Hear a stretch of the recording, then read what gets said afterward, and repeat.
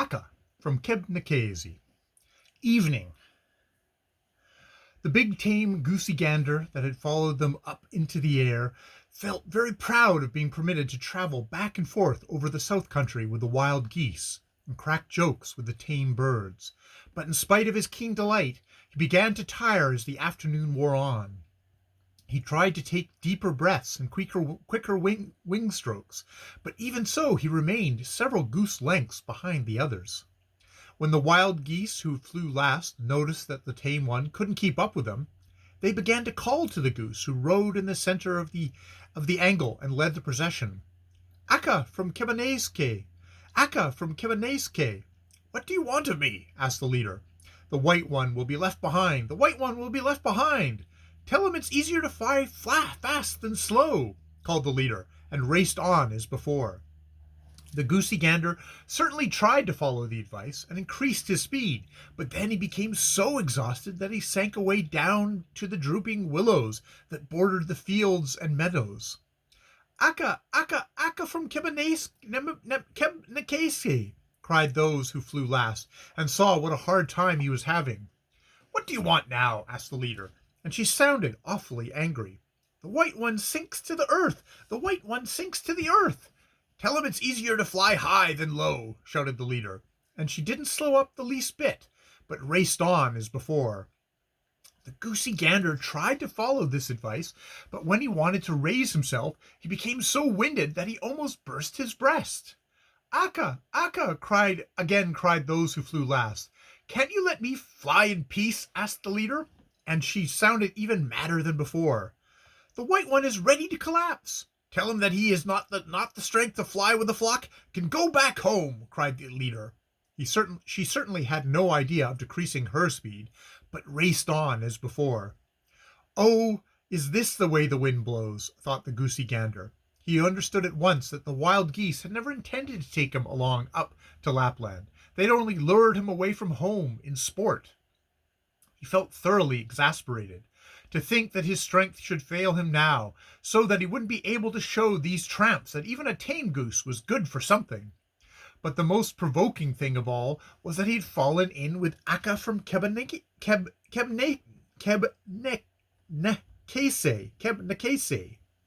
Tame goose that he was, he had heard about a leader goose named Aka, who was more than 100 years old. She had such a big name that the best wild geese in the world followed her.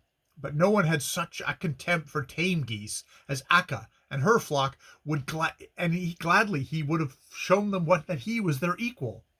He flew slowly behind the rest while he deliberated whether he should turn back or continue. Finally, the little creature that he carried on his back said, "Dear Morton Goosey Gander, you know well enough that it is simply impossible for you, who have never flown, to go with the wild geese all the way up to Lapland. Won't you turn back before you kill yourself?" But the farmer's lad was about the worst thing the goosey gander knew anything about, and as soon as it dawned on him that this punny creature actually believed that he couldn't make the trip, he decided to stick it out. If you say another word about this, I'll drop you into the first ditch we ride over," said he, and at the same time his fury gave him so much strength that he began to fly almost as well as any of the others. It isn't likely that he could have kept this pace up very long.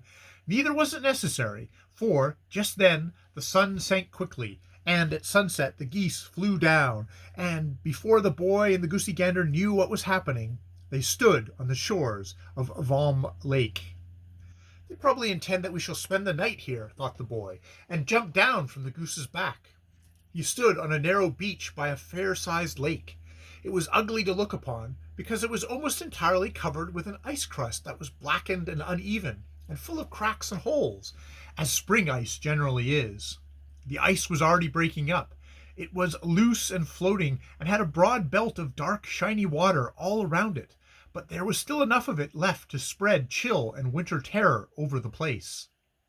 On the other side of the lake there appeared to be an open, light country, but where the geese had lighted there was a thick pine growth. It looked as if the forest of firs and pines had the power to bind the water to itself. Everywhere else the ground was bare, but beneath the sharp pine branches lay snow that had been melting and freezing, melting and freezing until it was hard as ice. The boy thought he had struck an Arctic wilderness, and he was so miserable that he wanted to scream. He was hungry too. He hadn't eaten a bite the whole day. But where should he find any food? Nothing eatable grew on either ground or tree in the month of March. Yes, where was he to find food? And who would give him shelter? And who would fix his bed? And who would protect him from the wild beasts? For now the sun was away, and frost came from the lake, and darkness sank down from the heaven, and terror stole forward on the twilight's trail, and in the forest it began to patter and rustle. Now the good humor which the boy had felt when he was up in the air was gone, and in his misery he looked around for his traveling companions. He had no one but them to cling to now. Then he saw that the goosey gander was having even a worse time of it than he. He was lying prostrate on the spot where he had alighted, and it looked as if he were ready to die. His neck lay flat against the ground, his eyes were closed, and his breathing sounded like a feeble hissing. "Dear Morton Goosey Gander," said the boy, "try to get a swallow of water. It isn't 2 steps to the lake." But the goosey gander didn't stir. The boy had certainly been cruel to all animals, and to the goosey gander in time gone by.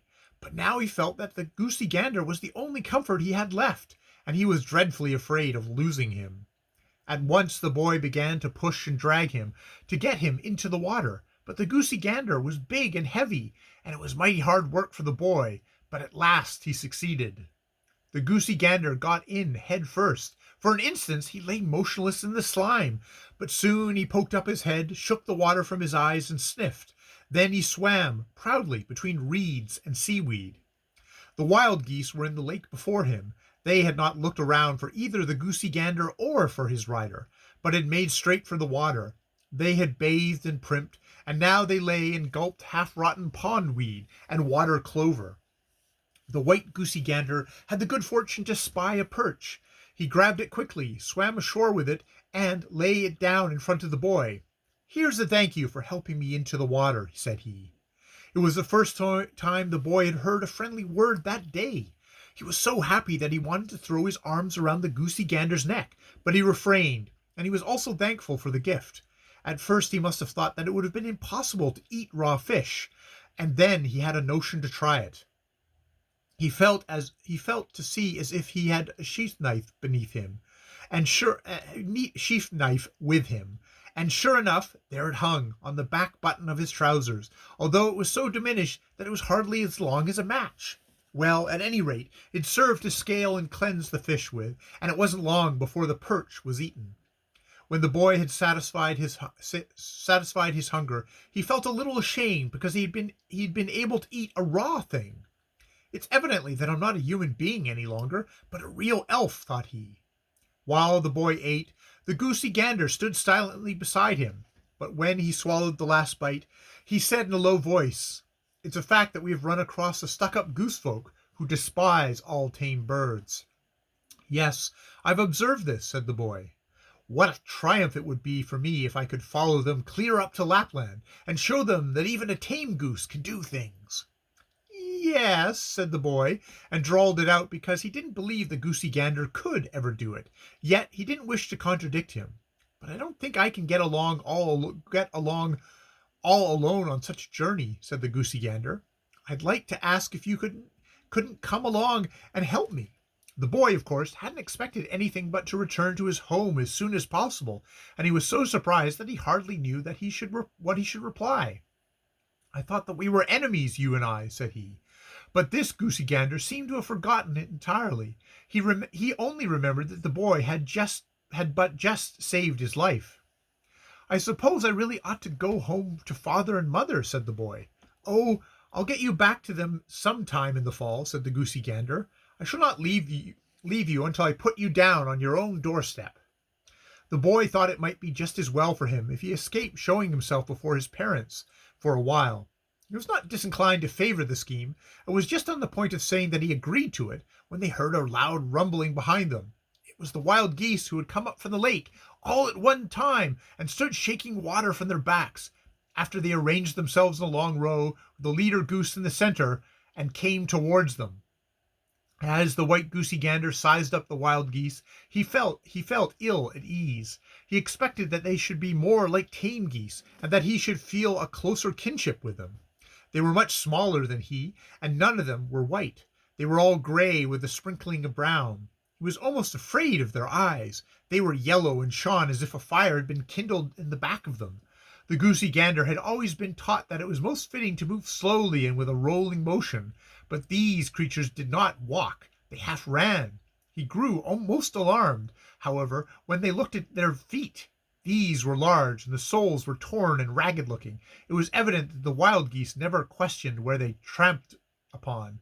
They took no bypaths. They were very neat and well cared for in other respects, but one could see by their feet that they were poor wilderness folk. The goosey gander had only had the goosey gander only had time to whisper to the boy, "Speak up quickly for yourself, but don't tell them who you are," before the geese were upon them. When the wild geese had stopped in front of them, they curtsied with their necks many times, and the goosey gander did likewise many more times. As soon as the ceremonies were over, the leader goose said, "Now I presume we shall hear what kind of creature you are." "There isn't much to tell about me," said the goosey gander. "I was born in Skanner last spring. In the fall I was sold to Holger Nielsen of West Vermenhog, and there I have lived ever since." "You don't seem to have any pedigree to boast of," said the leader goose. "What is it? What is it, then, that makes you so high-minded that you wish to associate with wild geese?" "It may be because I want to show you wild geese, that we tame ones may also be good for something," said Goosey Gander. "Yes, it would be well if you could show us that," said the leader goose. "We have already observed how much you know about flying, but you are more skilled, perhaps, in other sports. Perhaps you are strong in swimming match?" "No, I can't boast that I am," said the goosey gander. It seemed to him that the leader goose had already made up her mind to send him home, so he didn't care how much he answered. "I never swam any further than across a marl ditch," he continued. "Then I presume you're a crack sprinter," said the goose. "I have never seen a tame goose run, nor have ever done it myself," said the goosey gander, and he made things appear much worse than they really were. The big white one was sure now that the wild leader goose would say that under no circumstances would they take him along. He was very much astonished when she said, "You answered questions courageously, and he who has courage can become a good traveling companion, even if he is ignorant in the beginning. What do you say to stopping with us for a couple of days until we can see what you are good for?" "That suits me," said the goosey gander, and he was thoroughly happy. Thereupon the leader goose pointed with her bill and said, "But who is that you have with you? I have never seen anything like him before." "That's my comrade," said the goosey gander. "He's been a goose tenderer all his life. He'll be useful all right to take with us on the trip." "Yes, he may be all right for a tame goose," answered the wild one. "What do you call him?" "He has several names," said the goosey gander hesitantly, not knowing what he should hit upon in a hurry, for he didn't want to reveal the fact that the boy had a human name. "Oh, his name is Thimbletot," he said at last. "Does he belong to the elf family?" asked the leader goose. "At what time do you wild geese usually retire?" said the goosey gander quickly, trying to avoid the last question. "My eyes close of their own accord about this time."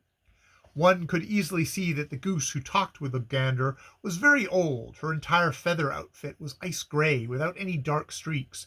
The head was larger, the legs coarser, the feet more worn than any of the others.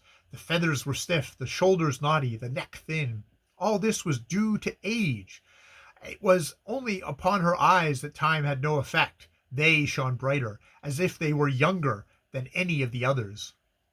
She turned very haughtily towards the goosey gander. "Understand, Mr. Tame Goose, that I am Akka from Kbnks, and that the goose who flies nearest me to the right is Iski from Vasanjora, and the one to the left is Kaski from Nujolia.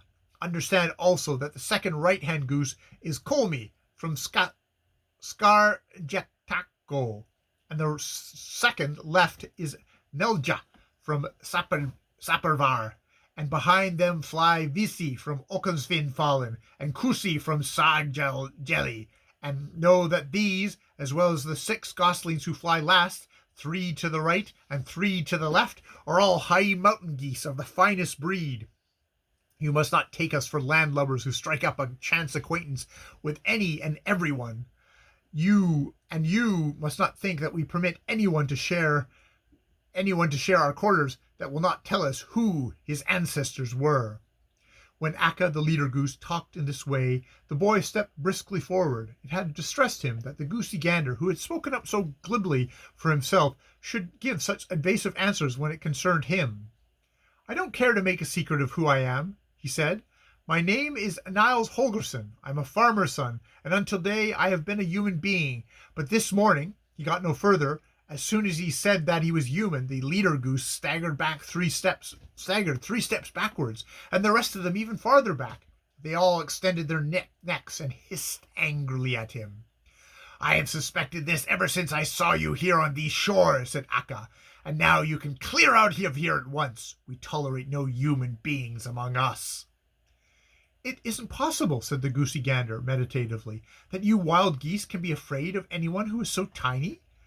By tomorrow, of course, he'll turn back home. You can surely let him stay with us overnight.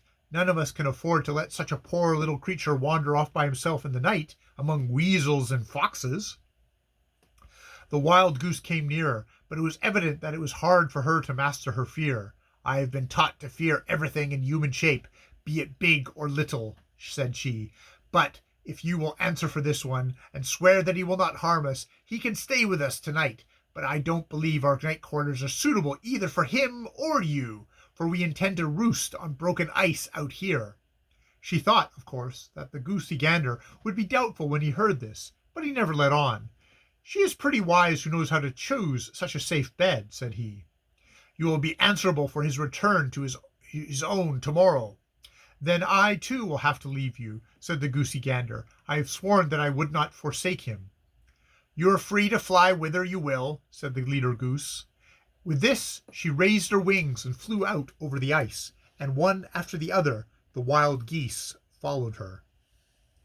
The boy was very sad to think that his trip to Lapland would not come off, and in the bargain he was afraid of the chilly night quarters. "It will be worse and worse," said he. "In the first place, we'll freeze to death out on the ice." But the gander was in good humor. "There's no danger," said he. "Only make haste, I beg of you, and gather together as much grass and litter as you can well carry." When the boy had his arms full of dried grass, and the goosey gander grabbed him by the shirt band, lifted him, and flew out onto the ice, where the wild geese were already fast asleep, with their bills tucked under their wings. "Now spread out the grass on the ice, so there'll be something to stand on, to keep me from freezing fast. You'll help me, and I'll help you," said the goosey gander. This the boy did, and when he had finished, the goosey gander picked him up once again by the shirt band and tucked him under his wing. "I think you'll lie snug and warm there," said the goosey gander as he covered him with his wing. The boy was so embedded in the down that he couldn't answer, and he was nice and comfy. Oh, but he was tired, and in less than 2 winks he was fast asleep.